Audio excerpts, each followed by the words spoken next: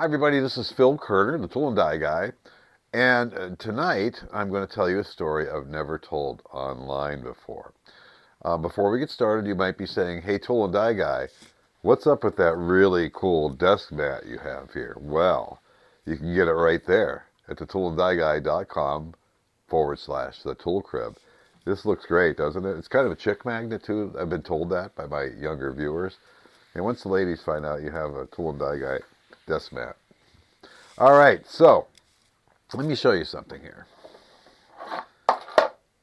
Frisbee, kind of beat up. Okay, this is a real Frisbee. Okay, that's a trademark thing. And if you're going to play catch with a Frisbee and you really want it to work well, you buy a Frisbee. Okay, the Whammo Frisbee, right?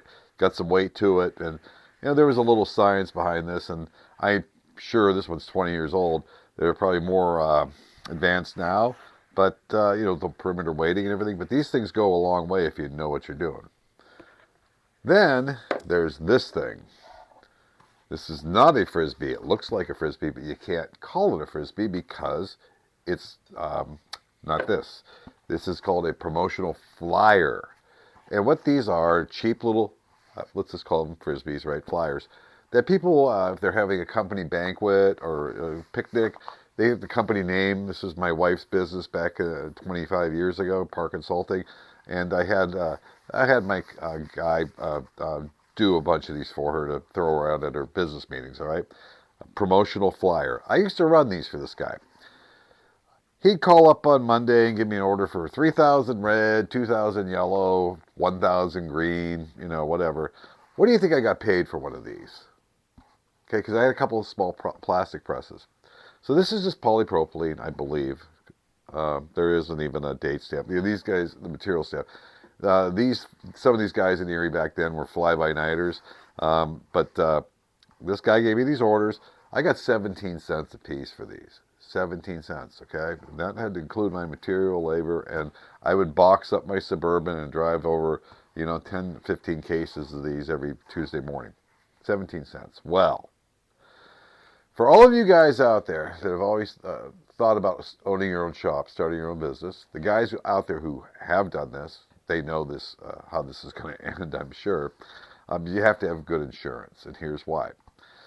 I closed my shop in 2004. In 2008, I got a registered letter from a law firm. Really. So it appears that some guy in Philadelphia, his father-in-law is a doctor, and he went to some pharmaceutical convention, and the pharmaceutical companies had these promotional flyers, and he grabbed a couple for his grandkids. So he gives them to this guy, and the one ends up on the lawn, and he runs over it with his lawnmower. Okay, it's cracked now. All right, it's got a crack and a hole in the middle. So this guy takes my promotional Frisbee that I built like 5 years ago and decides to bend it in half and put it in the garbage can. Well, when he bends it in half, it cracks. And a shard from the flyer hits his eyeball. All right, let's talk lawsuit. All right. Well, they went to the original guy that they just told me what to make these out of, man. I mean, they just said, and everybody in Erie was doing these things. So, I'm pretty sure it's polypropylene. And the guy that I made these for, he went out of business and he didn't have any insurance. I'd been out of business for 4 years, but I had insurance, and they found me. That's what they do. They just keep going down and down. Insurance. Lawsuit. So I end up in Philadelphia in 2008. I'm not on trial, believe it or not. The Frisbee is. But I'm there. I'm not going to be called on. They finally did, which was pretty hilarious. But they bring in these experts, and this Philadelphia lawyer's there. The lawyer for the insurance company wasn't that good, my guy.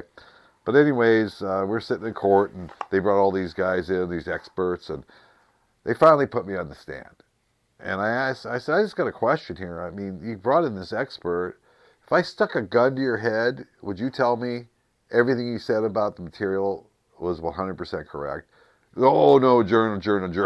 They took me off the stand immediately.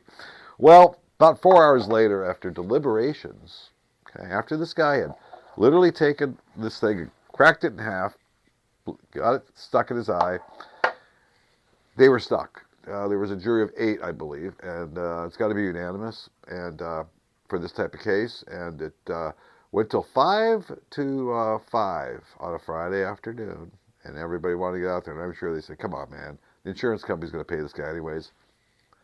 $1 million. $1 million. I'll never forget their attorney, the other guy. He went. I'm not going to tell you what he did then, but I can only imagine. $1 million. This went all the way to the Pennsylvania Supreme Court in the end, and they upheld it. So, lesson being known. When you're going to put yourself out there, you're liable. And these ambulance chasers, as you can tell, I don't have a lot of respect for attorneys. I'm actually an expert witness for a big firm, and they're great guys. But they're not ambulance chasers. Okay, I appreciate that. The ambulance chaser guys, $1 million, and I'm sure the lawyers got half of it. Okay, nice gig if you can get it. So depositions, all that fun stuff. You're just trying to make a living here. Customer says, "Hey, make this thing." You make it, and some kid, I take my phone tonight and crack it in half, and can I sue Apple if it hits me in the eye? I guess somebody will take that case, right? I could be a billionaire. So that's the lesson from here. You think that's stressful? It is stressful. I was 48 years old, and 2 weeks later, I had a heart attack. Very mild one. I was in the hospital for like 12 hours, and they kept testing my blood. I didn't have any chest pains, nothing. I just felt weird. And the enzymes show up in your blood, finally. So I had a very, very mild heart attack. But when you pull up to a business and see a bunch of nice cars in front, that's a good thing. They should be making money to deal with shit like this. Bottom line is, if you're going to start your own shop, you better have good insurance. I'm Phil Kerner, the tool and die guy, with that wonderful story to start your weekend.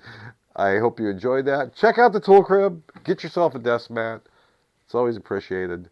We'll see you in the next video.